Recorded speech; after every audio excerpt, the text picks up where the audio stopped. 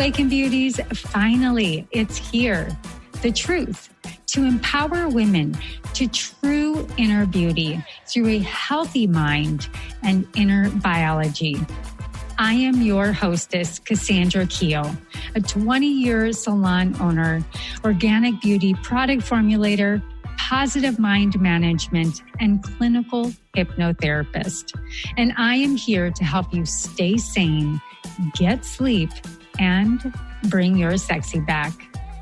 Sponsored by evoquebeauty.com. evoquebeauty.com. Now, let's get to it.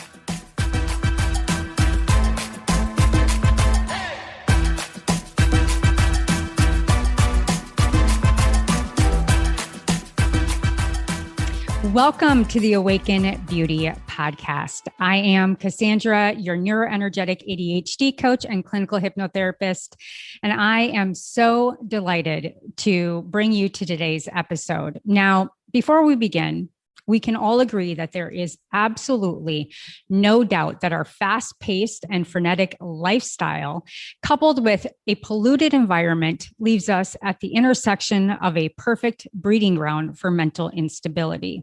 Your mental health is dependent upon a highly complex ecosystem of genetics, epigenetic, cellular, and microbiome-related influences. And when it comes to supporting neurodiverse conditions, and especially ADHD, we need a radically different approach, one that gets to the root cause instead of relying solely on medication to suppress symptoms. And in this episode of the Awaken Beauty Podcast, I am honored to have Dr. Greenblatt as we open up the discussion around the benefits that functional medicine and holistic integrative approaches provide in addressing mental health and ADHD. As many of my guests probably know, my history and love for functional medicine has brought me to the conclusion that a path and answers to our healthiest future resides in always getting to the root. So before we jump into this current state of genetics and mental health and how to improve symptoms with safe, effective, and proven nutritional and lifestyle interventions, allow me to introduce you to Dr. Greenblatt. Now, as a pioneer in the field of integrative medicine, Dr. James Greenblatt has treated patients since 1988. He's an acknowledged integrative medicine expert, educator, and author, and he has lectured internationally on the scientific evidence for nutritional interventions in psychiatry and mental illness. In April of 2017, Dr. Greenblatt was introduced into the Orthomolecular Medicine Hall of Fame, and he has lectured internationally on scientific evidence for nutritional interventions in psychiatry and mental illness, and as the author of 7 books, including Finally Focused, The Breakthrough Natural Treatment for ADHD. Lastly, he is the founder of Psychiatry Redefined, an educational platform dedicated to the transformation of psychiatry, full of CE-approved courses, webinars, and fellowships for professionals about functional medicine and integrative medicine to resolve the concerns of modern mental illness today. And so with no further ado, Dr. Greenblatt, thank you so much and welcome to the Awaken Beauty Podcast. Thank you, Cassandra. Very glad to be with you. Awesome. Well, I had the privilege of being in your conference yesterday talking about genetics and this intersection of mental health and really where we're going in the industry, and talk about someone that has really seen the path transform and grow, and to be at the lead of that intersection and bringing this information to professionals. I'm profound thankful.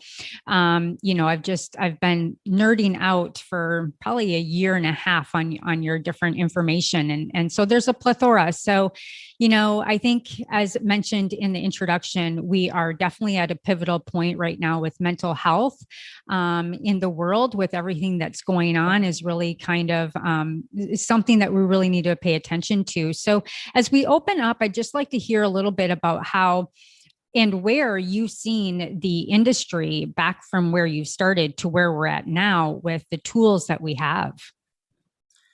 I think when I finished training, It's right around the time that Prozac got approved as, the first antidepressant that was very simple and we were told very safe.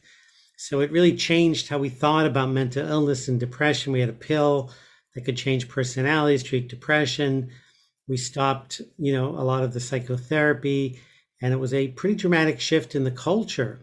Mm-hmm. And since the late 80s, psychiatry has just evolved into essentially a pill pushing, medicine industry, which, I kind of call mindless prescribing without a lot of thought. And as you mentioned in the introduction, with no concept of what the underlying cause is. So it's been disheartening being in the field and watching it kind of taken over by a pure psychopharm model. Doesn't mean it's necessarily good or bad, but it certainly has been, as the only model, it has really put psychiatry way behind the times in looking at a personalized medicine approach. Yeah, I couldn't agree more. And, yesterday on the conference, it was really, really great to see how we can come at it with a functional approach, but also be able to tap into genetic testing to see the disposition and the gene markers so that if we are going to go the medicative route, that we can really match someone up so that they can really get to where they need to be sooner. So I think first and foremost, I told you a little bit about how I had really masked my ADHD quite successfully most of my career as a serial entrepreneur. That's just how I run, right? So when I started to have more complications with hormonal breakdown, kind of came through a mold incidents, everything kind of collapsed, and I hopped into a clubhouse room and I started hearing people's experiences. And only then did I latch on to, oh my gosh, I've had ADHD quite significantly most of my life, but I found how it worked for me. I've also seen studies that there are 4 times more adults being diagnosed today than there are children, which leaves me to another conclusion that this is far more than possibly ADHD, which would be just overwhelming, brains on fire, breaking down, and can't use their executive function to how they should be. So to kind of open up the conversation around environmental, genetic, epigenetic, and just microbiome influences, where and why do you see that perhaps we're having far more diagnosed ADHD today? Well, I think partly we're more aware of it, and we certainly have changed the model that, kids just outgrow it in high school and it goes away. We now understand untreated ADHD has severe consequences for employment and finances and relationships, substance abuse, and even criminal activity. So untreated ADHD is a public health problem. Car accidents probably being the most severe, 3 or 4 times the amount. So I think that has shifted, just a better awareness.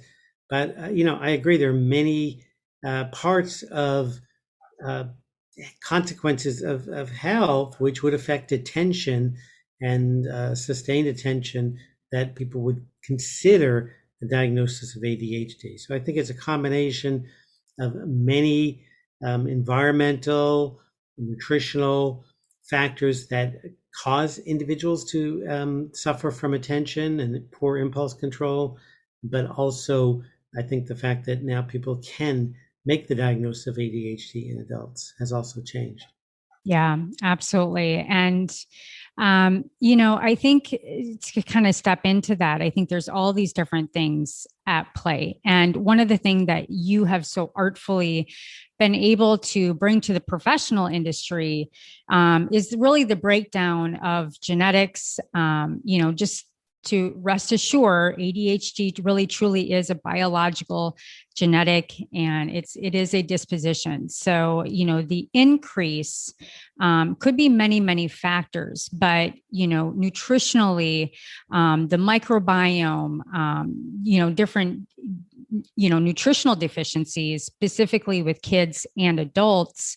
Let's kind of tap into some of these things. And one of the things that was really highlighted to me yesterday in the conference was a lot of discussion around the COMT gene and how this has a really, really strong play on dopamine production, or lack of dopamine production, and kind of talking about the warrior or worrier gene. Could you kind of open that up a little bit and discuss the implications of that?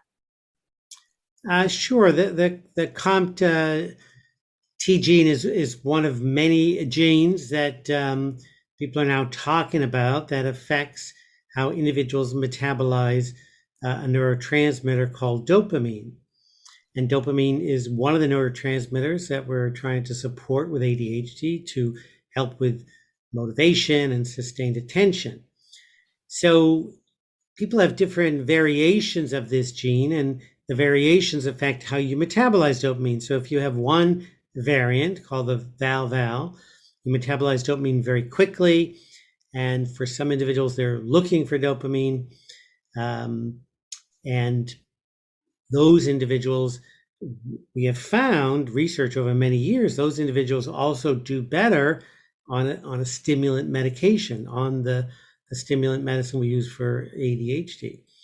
Those that have very slow metabolism, called the MET variant of that COMT gene, those don't do as well, and they need much lower dosages.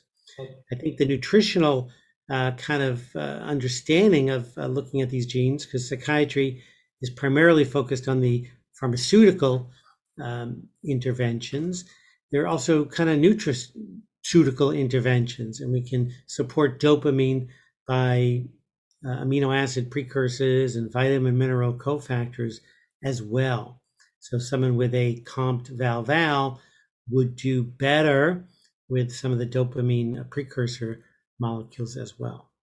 Yeah. So tapping into that, looking at some of those precursors and some of the supplements are helpful to the VAL-VAL, which the other one was the MET gene. And so one of the key supplements was green tea extract and how that can slow down the COMT enzyme reduction of the dopamine. So there's green tea. Are there others that you would recommend to that corollary? Well, I think our goal would be to support dopamine synthesis. So it'd be looking at the precursors like tyrosine and phenylalanine, the amino acids, and then the cofactors, B12 and the folate and B6 and zinc, all critical cofactors for our brains to synthesize dopamine, which makes norepinephrine. I think some of the most important things that often gets missed is that the starting point is always an amino acid, which is derived from protein in the diet. Right. So some of our kind of vegan individuals that might not be eating as much protein as they need can often be deficient in these precursor amino acids. Definitely. Absolutely. I totally agree. Always diet first. And, touching upon that, there's also been a lot of talk about the MTHFR. Forms of type of B12, you'll find B12 pretty much in many supplements today, at low amounts or high amounts. I can be very sensitive to B12. I'm a very fast methylator. So what forms of, B12 are most beneficial for individuals? For individuals that we're using injections of B12, they're very deficient. I typically would use hydroxycobalamin.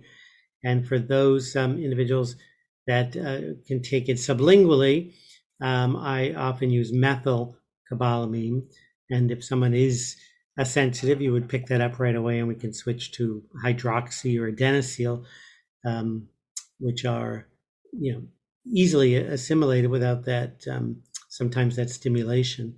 The cobalamin, which is the synthetic B12 that's, very inexpensive, is really not the most advantageous. Yeah, exactly. Absolutely. And then moving into a little bit more of the copper and then on the lithium conversations.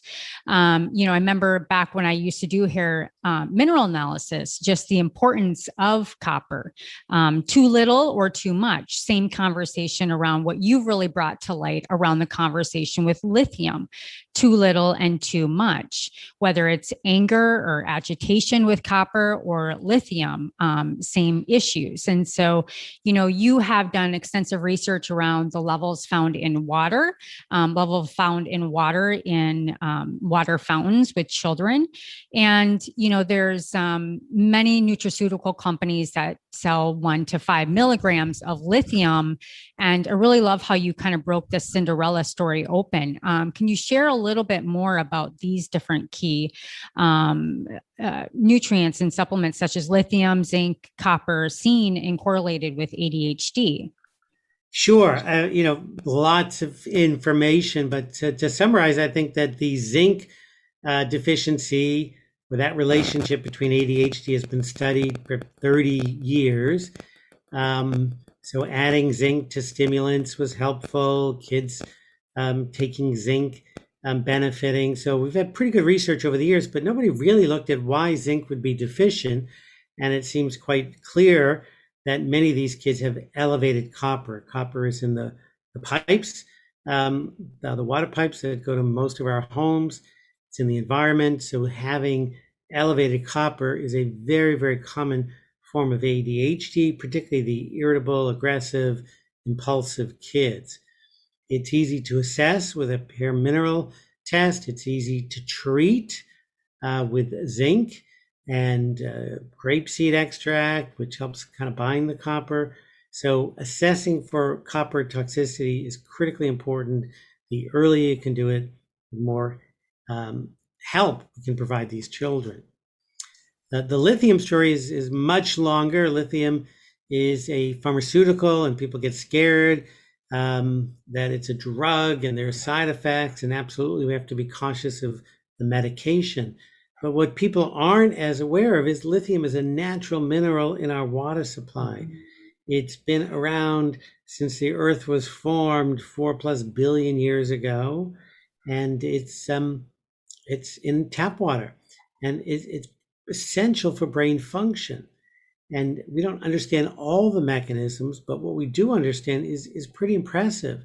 And the literature from lab animals to human studies to supplementation studies have all demonstrated this kind of neuroprotective and neuroregenerative property of this trace mineral. I mean, it is truly amazing when you see cells of neuron cells that get healed when lithium is put in. And it's both anti-inflammatory, antioxidant. It creates all these chemicals in the brain called brain-derived neurotrophic factor that helps our brain grow. It is an essential mineral for optimal brain function.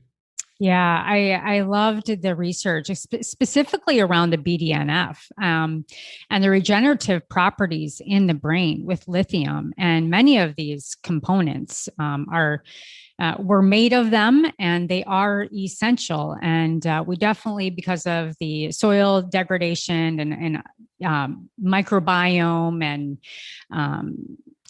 candida, mold. I mean, there's just so many things that can really deplete us, including sugar, that just really depletes our natural systems of this. And lithium, one thing I wanted to ask you is, because there's this sensitive balance with copper or lithium, especially in mood disorders, do you believe that it's safe for someone to go on 5 milligrams or less of lithium if they have ADHD?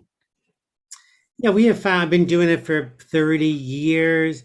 And I think that the individuals that respond the best to nutritional lithium are those individuals that have symptoms of irritability and impulsivity, anger, a pure inattentive ADHD.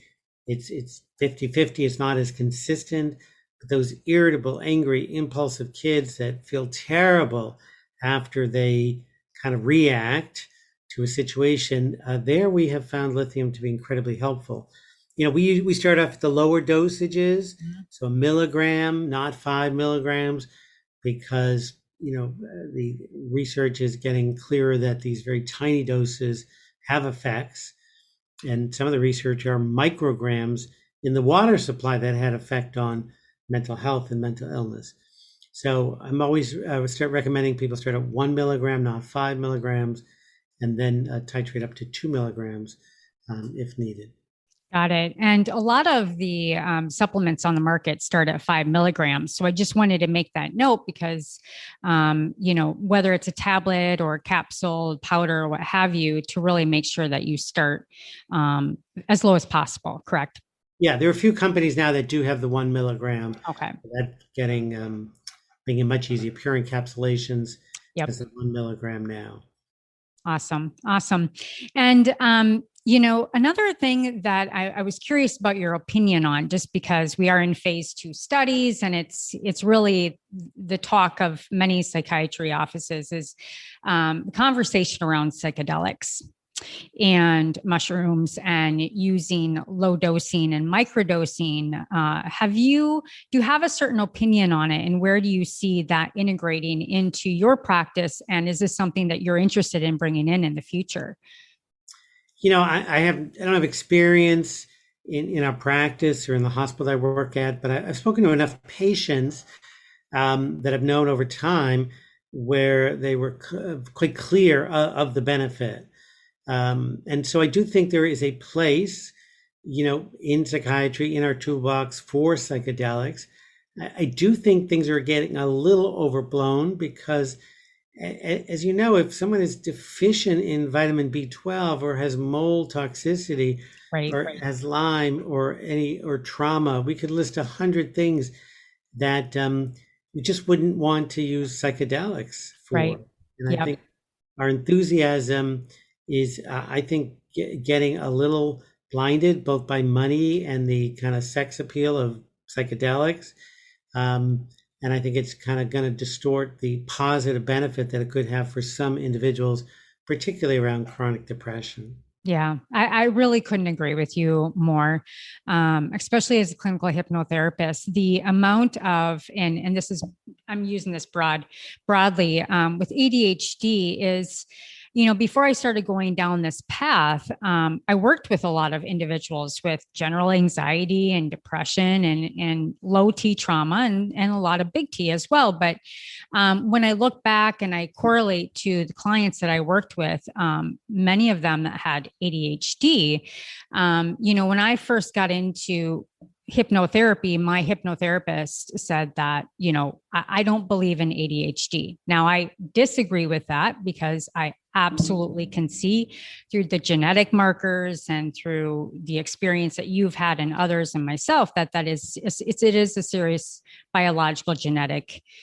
predisposition. But I will say that when you can clean up the stuff in the basement, the traumas, the shame, the guilt, the grief of then learning that you have ADHD and being able to take agency back in your life and start to work with it, just by understanding that you're different and being able to then have something to work with is so freeing to an individual. And to take that experience away from someone of their own power and their own agency of taking care and taking self-love and self-care approach with professional help, really is spiritual hijacking and trying to, again, fall back into even the supplement realm or the psychedelic, trying to get that path that you have so much agency to yourself.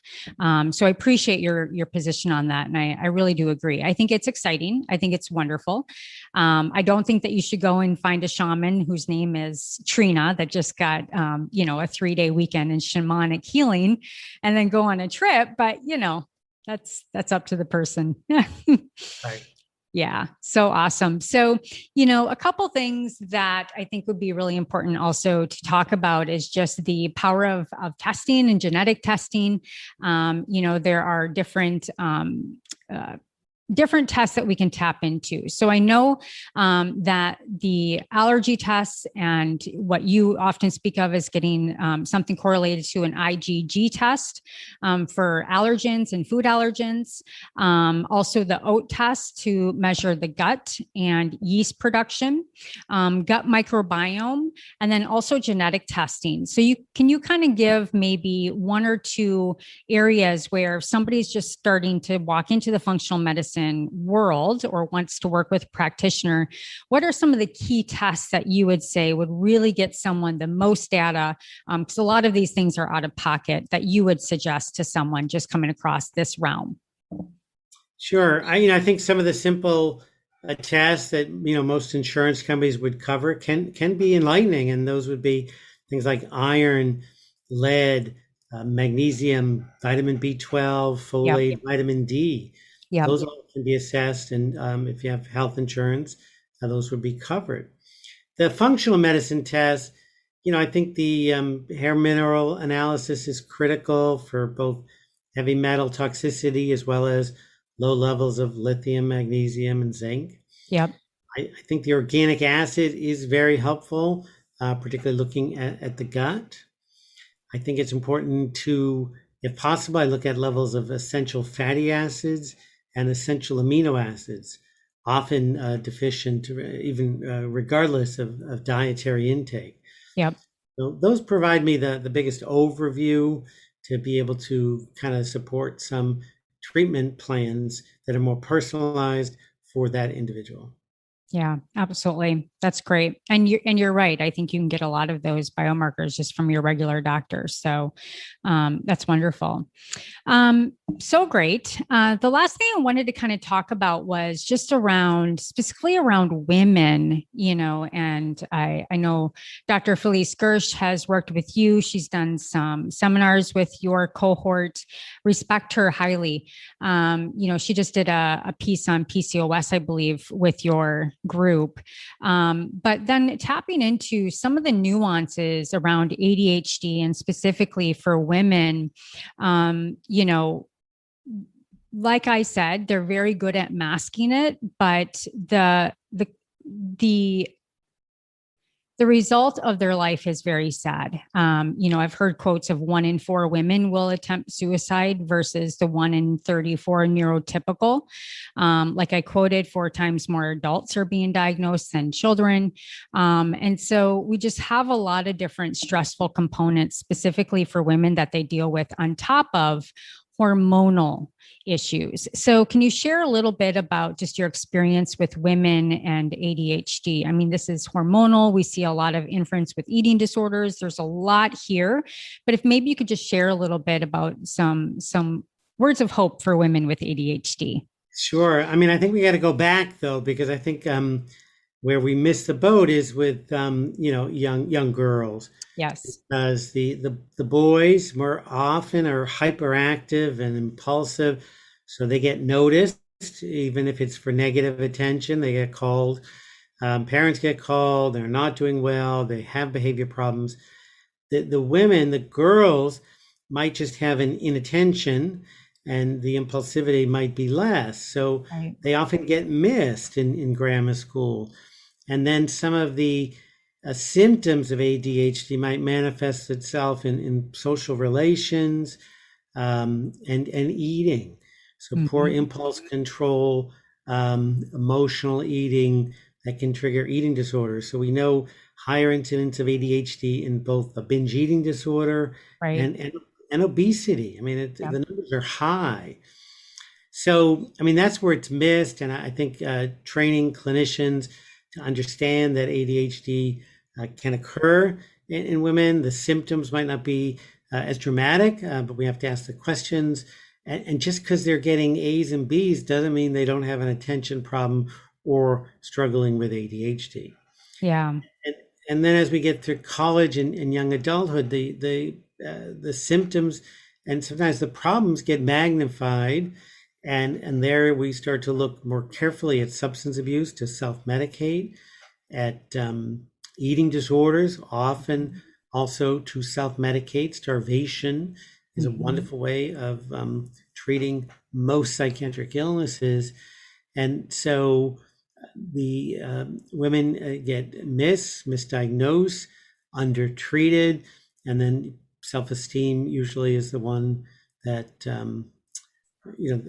gets assaulted the most, and really oftentimes is very hard to recover when we start treating young adults and adults who were not treated properly. Yeah, absolutely. And one of the things I was chatting with a couple of my clients, and both of them, I'm telling you, have adult ADHD, and we spent a nearly 45 minutes laughing, but I mean, these are painful circumstances. But even just around, let's just talk about food prep. A lot of these women, as adults, they feel really guilty. They don't have that. They don't have that mindset where they really love to plan a meal and go get the groceries and do its timing and have this perfect dinner plan for their family. And they're looking at all these other women thinking, why can't I do that? And to just relieve them and saying, there's a dysfunction in your executive function that doesn't really give you the aptitude to planning and timing and even have any motivation to do things simple as food prep. So you eat the same things a lot of the time, which then leads into nutritional deficiencies, which, so you can kind of see the different ways that this works into just a regular lifestyle around women and health. And I thought that was really interesting. Also with sleep delay and insomnia, women not being able to turn their brain off at night, that syndrome of I have to just do one more thing because they feel a lot of pressure that they didn't get things done during the day like they should have. So they get that dopamine rush at night, which then delays their sleep. So there's just a lot of different lifestyle factors, I think, that women deal with. And then when they start to hit menopause and they really start to lose their dopamine because of lack of estrogen production, which supports dopamine, foggy brain, totally disorganized, and they just hit a wall. They go to the doctor and they get an SSRI because the doctor thinks that they're anxious or depressed, right? So I think that's just another caveat I wanted to bring in. And do you have anything that you wanted to share with that? Well, I agree absolutely with what you've said, as so many aspects of our life have to do with organization and executive function and planning. And if those are impaired, you feel self-conscious, you don't complete what you want to, you never kind of live or work up to your potential. Right. And most of what I end up seeing is relationship problems. Yeah. Be it with the children or their spouse or their boss. And those relationship issues really can spiral to a point that can really impair functioning in many aspects of an adult's life. Yeah. And have you found, I will say that when I started progesterone, it completely saved my life. I have not slept since I was in my 20s. And as soon as I started doing bioidenticals, it entirely changed my life. And it also helped now looking back with the ADHD and different things of that. But have you found that starting hormones for women specifically helps their ADHD? For some women, absolutely. I think our approach is, one, making the diagnosis, and two, helping people understand that it's biologically driven. Right. And we're going to kind of understand what's causing it. And it could be a copper overload, or it could be hormonal. But we look at the cause and we treat it. And 10 women the same age might have 10 different kind of treatment models or programs that we would use. But absolutely, hormones would be a factor for many adult women. Mm-hmm. Yeah, I agree. Nutritional and looking at the hormones, it's really a full approach, my friends. But when you get the right, a lot of work. Yeah, it is. Some clinicians, don't have the time, energy, or training to do that broad stroke, and it's often easier to just write that script, particularly with a 15-minute follow-up that the insurance is. I've heard of 10-minute follow-ups, so you can't really assess much other than how is the stimulant helping you, and then it's the next patient. Oh my gosh, it's so true. So, so true. And then you go into different regions of the world, the UK and India. And in some of these places, you'll have to wait 2 years to just get an appointment to even get a chance of getting a medication. So that's not great either. And I know I've heard in, India and things of that nature, even having ADHD or a mental disorder, you are so shamed by the family that you don't even dare try to get help because of the societal shame and of that person. So it's quite sad. So wonderful. Well, thank you so much, Dr. Greenblatt. I guess the last question I want to ask is just, where do you see your practice going? I know that you have such a heart for really, especially right now, getting out there and really helping physicians, coaches, professionals to really step up. I know my passion and I've asked you to create a summit with a functional medicine approach in the fall of how we can start to look at ADHD and bring all of these different groups together to start looking at the same thing, to get on the front line and test and not guess. So where do you see the industry going? Where is your driver right now? And how can we share that with our audience? Yeah, at this point, most of my work is now shifted from, a clinical practice to an educational program. So we have professional trainings at psychiatryredefined.org, where we train therapists and doctors on a functional medicine approach. And then, the books that we've written, and we got a few more coming, the ADHD book, Finally Focused, is really for the consumer, for the patients, to try to empower, the consumer to ask for the help and to learn about nutritional influences on brain health and psychiatry. Awesome. Wonderful. And do you have a future book coming out? What's that? Yeah, the book that I think is really critical that we're just finishing up and hopefully be out in 2 months would be on antidepressant withdrawal syndrome. It's really millions across the globe are using medicines. Traditional psychiatry has no model of how to stop people from taking these medications, and some suffer really horrific withdrawal symptoms with no treatment program out there. So a functional medicine model has been very effective. And so that will be our latest book coming out in the fall. Wonderful. Awesome. Well, congratulations on all your success. We truly appreciate you and the impact that you've made and will continue to make. I'll definitely be, joining your programs and look forward to speaking with you in the future. And last but not least, but I always ask my clients or my guests on the Awaken Beauty Podcast, because it is the Awaken Beauty Podcast. What have you personally, on a personal level, awakened to as of late? I think the most important thing that I've awoken to is just how precious our health is, and the work-life balance is critical for our health and my health as well. Absolutely. I hope you are getting balance. You are a busy man, and here it is on a Sunday, taking the time for myself and our listeners. So thank you so much, Dr. Greenblatt. I appreciate you. Sure. And I will be in touch, and I'll make sure we put everything in the show notes. And thank you again. And everybody, thank you for listening to the Awaken Beauty Podcast. And until next time, stay sane, get sleep, and always bring your sexy back. Take care. Thanks.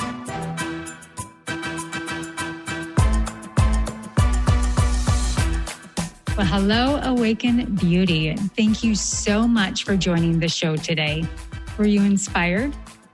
Please leave a comment or your own personal aha moment so others can capture exactly what you did.